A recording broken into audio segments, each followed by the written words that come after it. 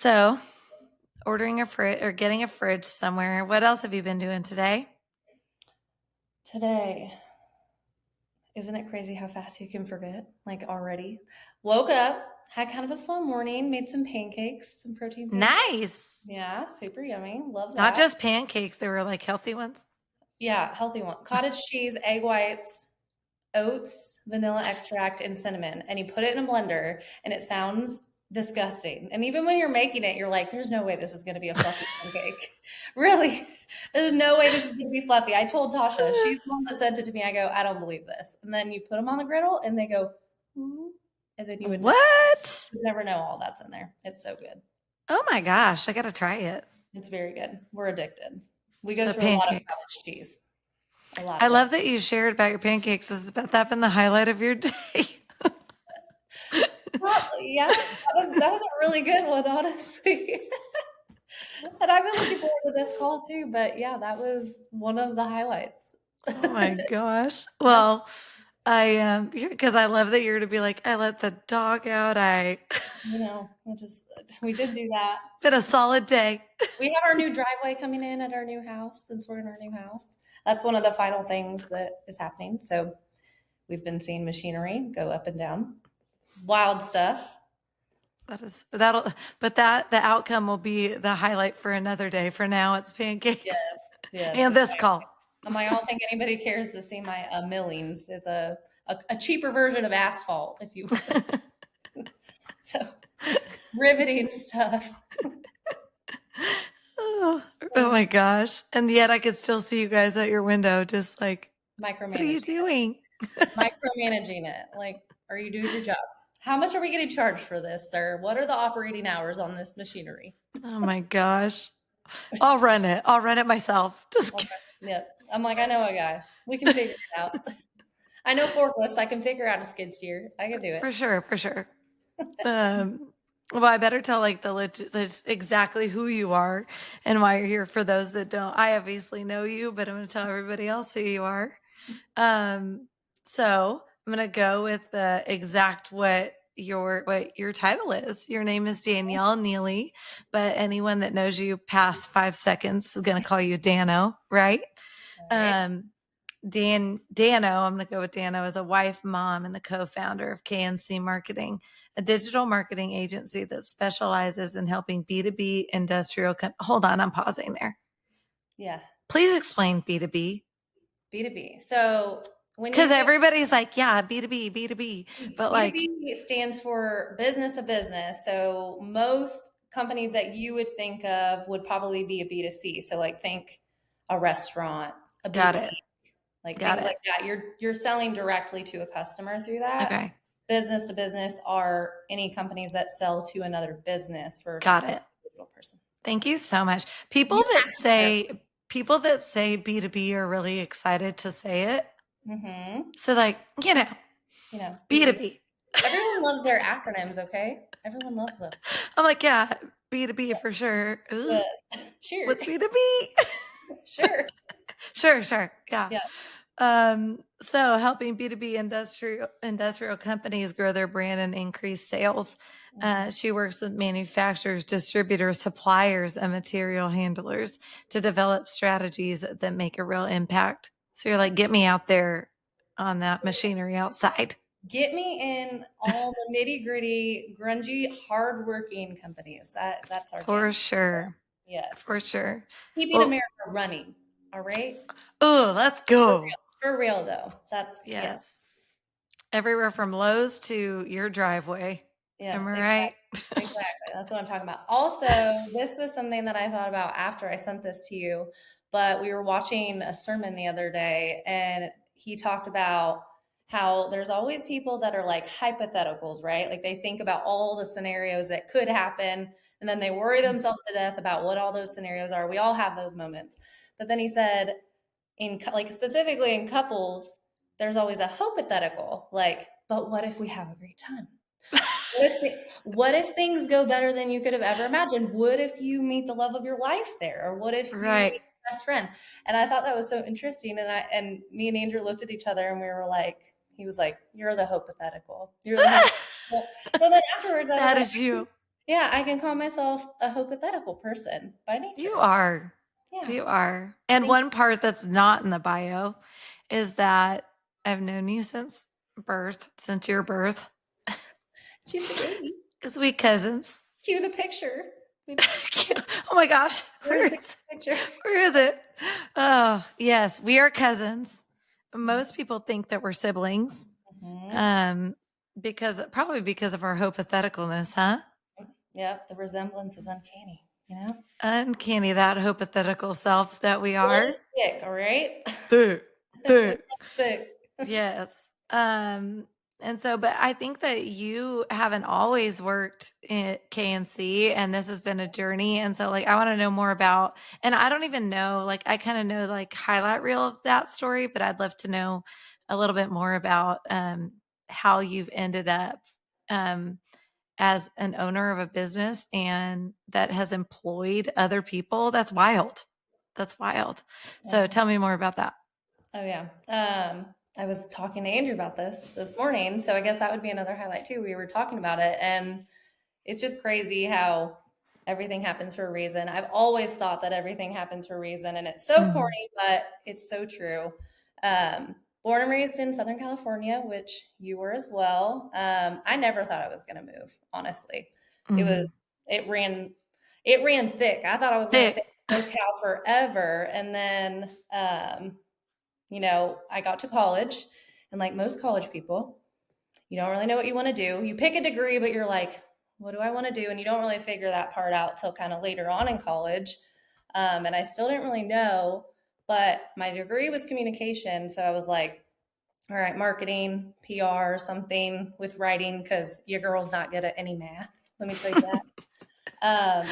And for real, This no, one's not either, I feel like.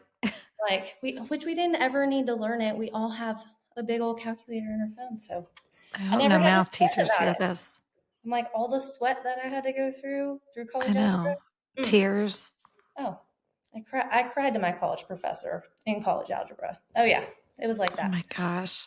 But I didn't really know what I wanted to do. And Michelle, which is your sister, and my cousin, and now business partner, she had an internship. She worked at Bridgestone Tires Mhm. in Nashville, and she was in the digital marketing department. And she got me an internship for the summer of 2015. So packed up my Corolla with my mom and came out here. Um, Not the Corolla. the Corolla, it made it all the way, and all the hubcaps stayed on for somehow. But so we came out here 2015. Mom dropped me off, and I started, and that's kind of where I found, okay, this is like a real life application of how I could use my degree. Learned a ton. We had a ton of fun. And not only did I like fall in love with marketing, I found Andrew, my husband, Hmm. literally a weekend of living here. When I came here and said I was 21, I'm like, I'm gonna have fun. I'm not meeting anybody, you know. God Psych. loves God loves to be like, well, that's funny. Here's the man of your dreams right here. So Mhm. met him a week in, and then interned, had a great time. Like we fell in love that whole summer. And then I still, when I came back to California, I didn't logistically think that I was going to move back right away. I knew I was in love with Andrew. I knew I loved it there. I knew that we had family here, like it would be a good move, but I Mhm. still was kind of hesitant, like just scared to make the move and the jump. And then Andrew came and visited me in California like 2 weeks after I got home. And I was like, okay, this is for real. And I could really Mm. move and this could really be a thing. And so I made the decision to move back. So after I graduated in 2016, packed up the Corolla again, pulled it behind a Round U-Haul. 2. Yeah, pulled it in a U-Haul that time with my mom and my Mhm. dad, and we drove back out here. And like after that, I started my first big girl job, as I call it, at a Swiss manufacturing company in Smyrna called Mhm. Frankie. And I loved it. I was there for like 2 years. I learned a lot. I loved all the people, but probably a year and a half in, I started just not liking the drive, not being Mhm. like just not wanting to have to be there 8 to 5. Even if like I finished everything I was done with, I hated just lingering and sitting Mhm. around like cubicle. I'm like, all my crap is done. Like I did, Right. I The could do day is done. the day is done. I'm like, you can only squeeze so much in, in one day. Right. And so I started just like that started wearing on me. And then I started coming home like crying to Andrew every day, being like, I wake up at 4 a.m., I go to the gym and I don't get home till 6 and then don't have time for dinner. And then you do it all over again. It started really making me question what I was good at, Mm. and what my passions were, just because I was not happy in the going to the office, having to be there. It wasn't that I didn't like marketing and what I was doing. It was just the confinement that I had to be there. Right. Um, but when you're not in the right place, I feel like you can trick yourself into thinking that that's not your passion and that's not what you're good at. So you start kind of grabbing for straws. I Mm. was like, I could be a realtor. Ooh, that's great. Like you make your own hours, all the stuff. Knowing me now, I'm like, oh my gosh, that's funny that you thought you would ever be a realtor, which I know some great realtors, but not for me. And then I was, oh, I could be a photographer. I love photography. And so Andrew bought me a camera and I was like, let's do that. And then lo and behold, my company lays me off. Like as I'm coming home crying, doing all of this stuff, I'm a part of this mass layoff. And Mm. I cried for probably 20 minutes. Me and Michelle went to lunch. Oh, that was the funny part too. I loved my job so much at Frankie that I invited Michelle to come work there when another marketing position opened up. So Michelle started working there too, and we were both working there. And then I was laid off. She was not. There were two different divisions. And I texted her like, hey, I was just let go. And she took me to lunch. I cried for 20 minutes. And then I was like, all right, God, I see you. Like, you did that for a reason. Like, I'm sad, but things are going to move on. And I think this was the right move anyway. Uh, Mm. so then I Hypothetical. hypothetical.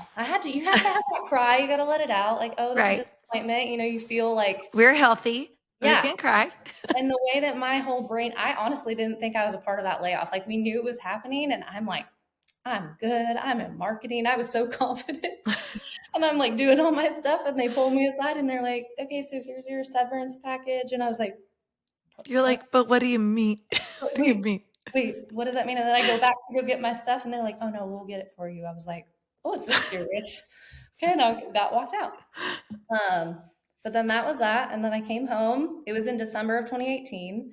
And okay, so I was only 23, 22, didn't know much about like adulting type things very much. Mhm.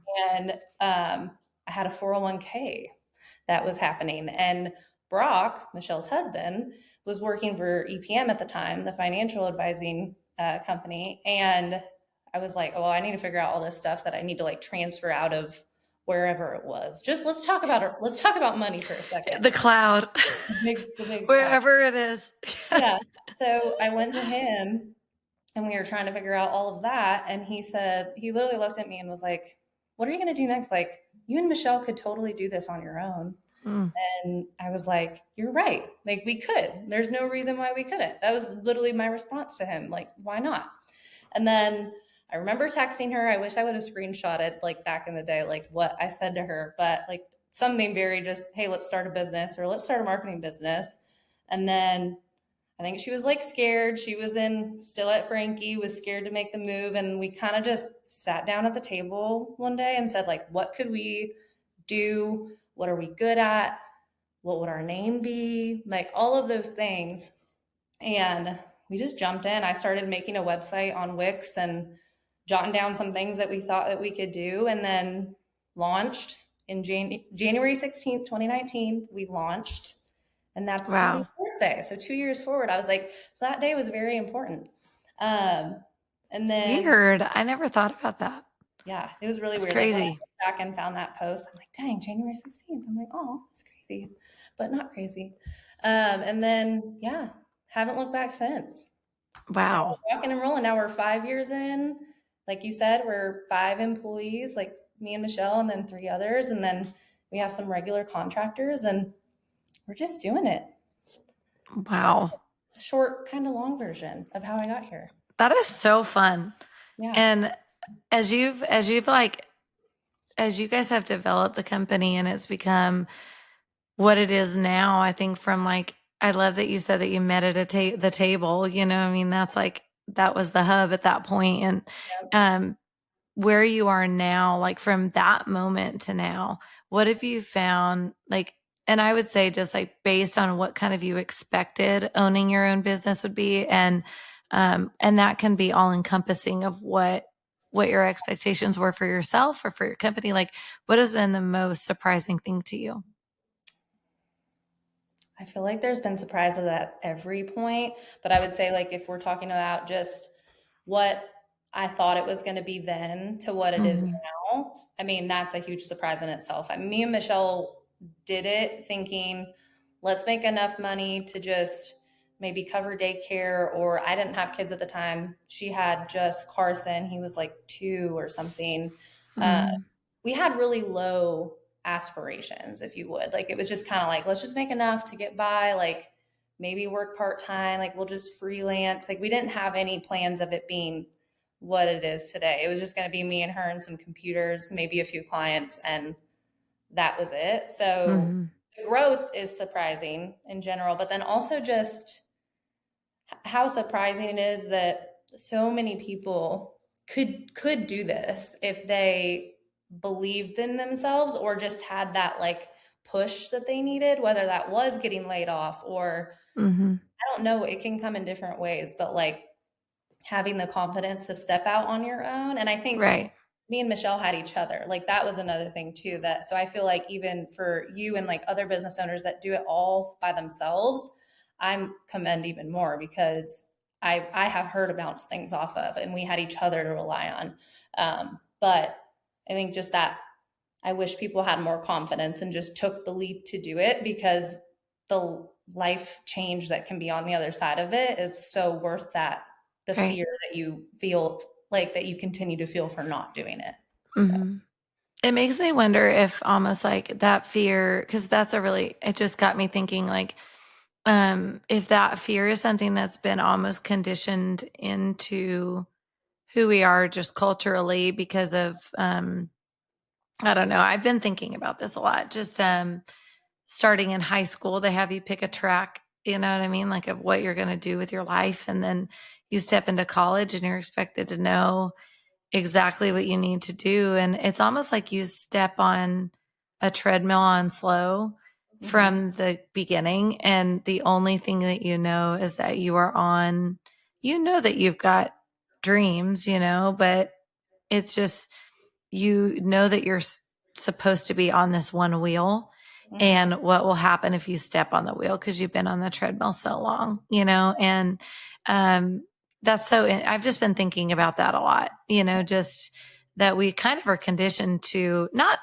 conditioned to not dream, Yeah, but to definitely have parameters around what those dreams can be as, totally. you know, vocationally speaking, you Yeah. And know. I think my hope is for like our kids and even like kids that are entering into the college era, if you would now, they're the internet and social media. I feel like that, there's so many negatives that can come from it.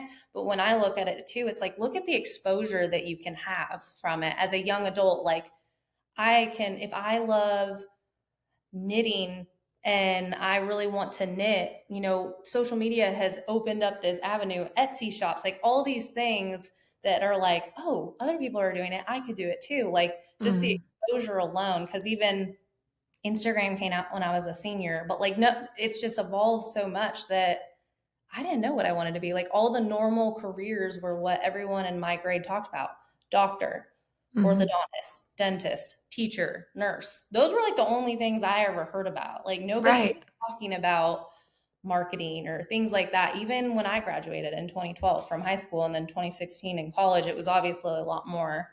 Um, but I do think that younger people now hopefully can be more inspired and have more of an open mind because of the internet, honestly, being able to see Mhm.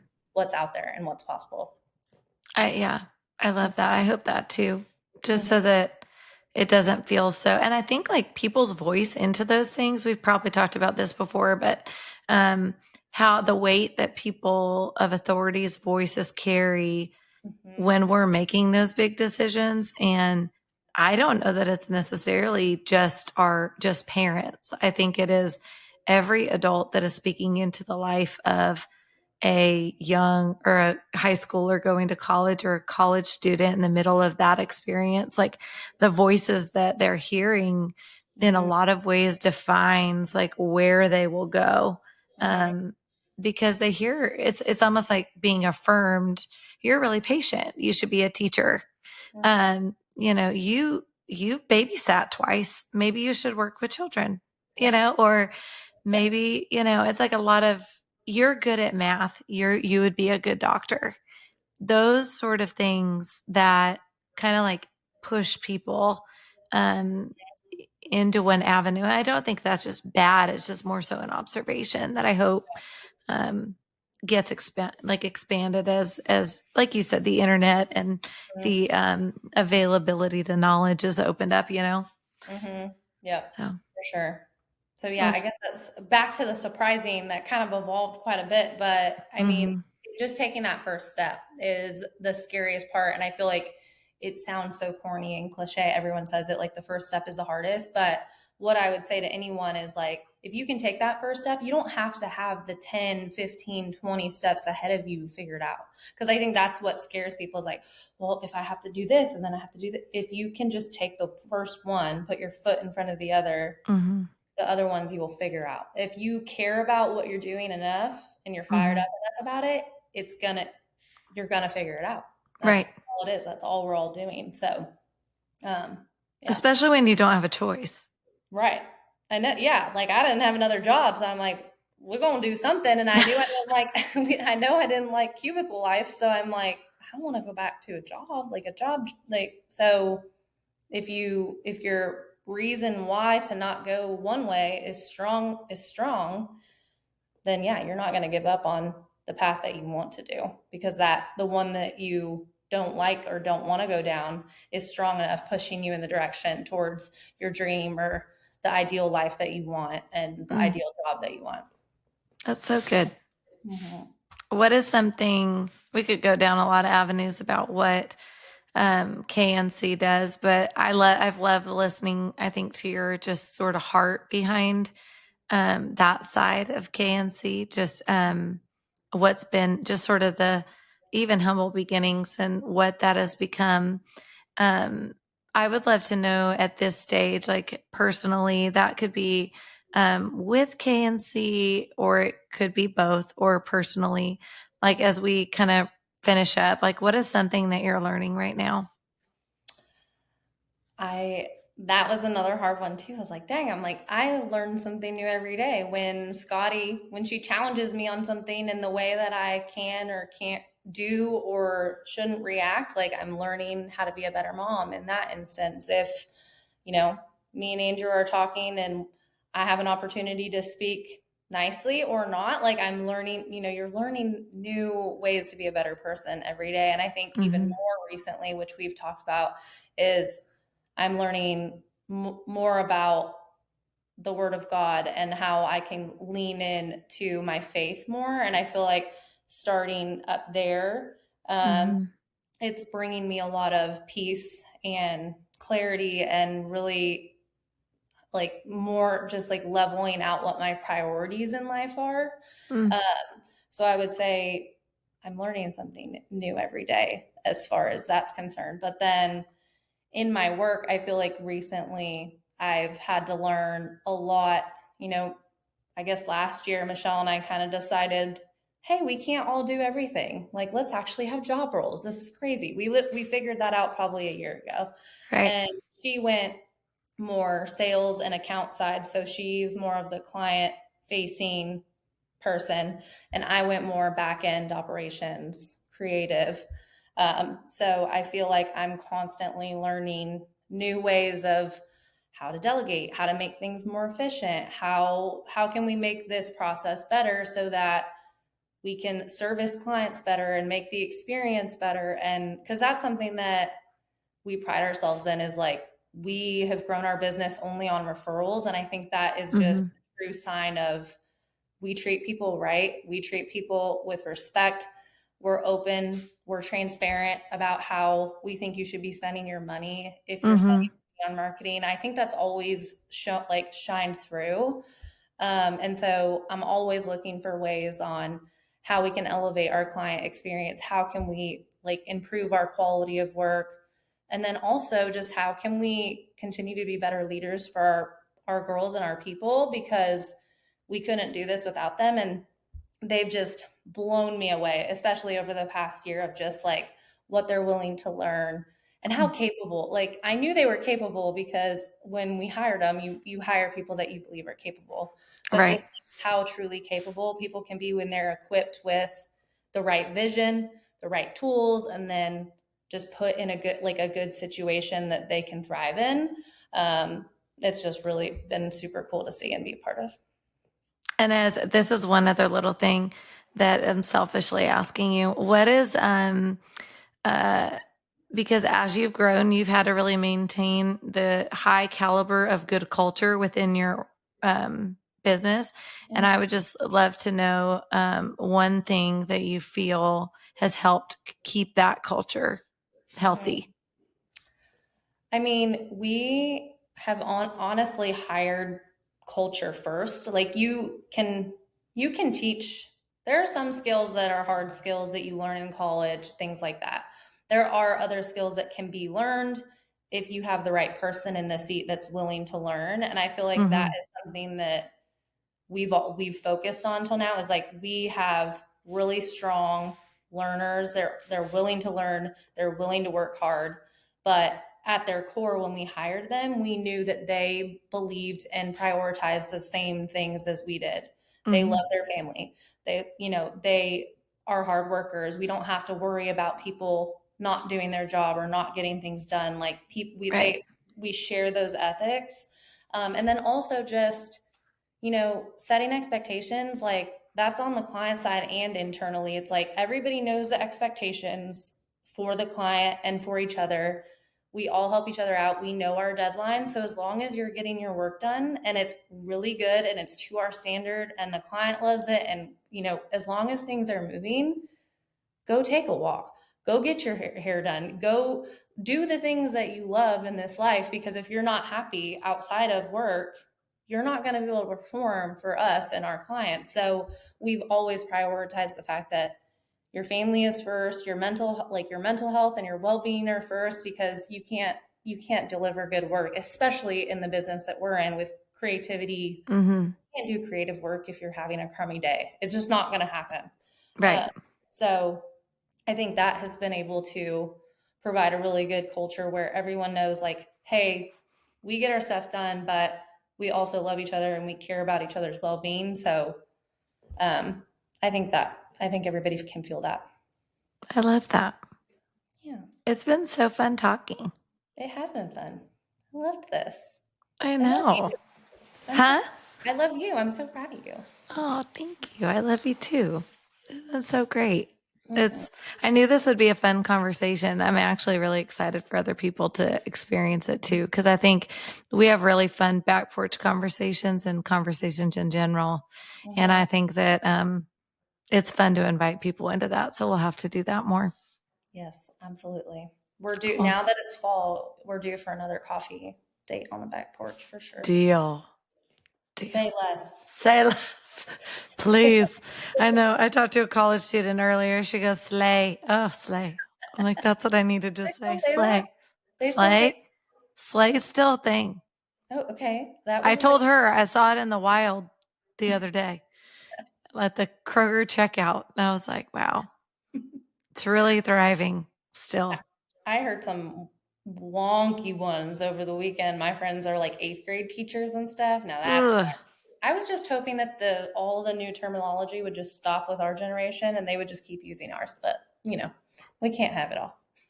we can't. No, Can't have it all. no, Well, have a great rest of your day. Don't get on a skid steer in the meantime. I won't. Might have some more pancakes, but I'll stay off the skid steer. I know. With you and your hypothetical self, the possibilities are endless. They are. They are. But I'll let the construction man do his job. I believe in Good. it. Good. Controller growth, Yes. All right. See you later. All right. See ya.